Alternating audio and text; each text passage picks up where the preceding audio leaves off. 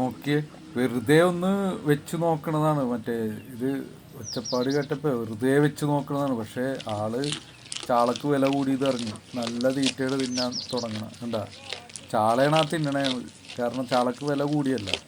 മീൻകാരൻ വരുമ്പോൾ മീൻകാരൻ്റെ ഉണടി കേട്ടാൽ വീട്ടിൽ ബഹളം കൂടിയിട്ട് എന്താണെന്ന് അറിയാൻ വേണ്ടിയിട്ട് മീൻ വാങ്ങി പോണ വഴിക്ക് പിള്ളേരത് കൊടുത്തു നോക്കണ സീനാണ് കാണുന്നത്. പക്ഷേ പുള്ളിക്കാരൻ നല്ല തീറ്റയാണ്. അതിൻ്റെ ഇടയിൽ എടുക്കാൻ ചിലപ്പോൾ ഇടിക്കാൻ പോണണ്ട, അതാണ്. അപ്പോൾ ചാളക്ക് വില കൂടിയത് ആട് വരെ അറിഞ്ഞു എന്നുള്ളതാണ്. മീൻകാരന് ആ വഴി പരിസരത്ത് കൂടെ പോകാൻ പറ്റില്ല. ആ സമയം നോക്കി കരച്ചിലും ഒച്ചപ്പാടും ബഹളവും. അപ്പോൾ ചാള സൂപ്പർ സ്റ്റാറായ വിവരം ഇദ്ദേഹം വരെ അറിഞ്ഞു എന്നുള്ളത് നമ്മൾ മനസ്സിലാക്കുക.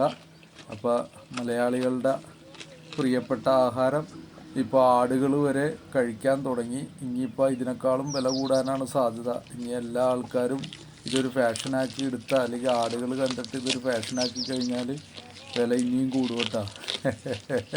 പിടിച്ചാൽ കിട്ടാത്ത ലെവലിലേക്ക് ചാളയുടെ വില ഉയരും. Okay, thank you all.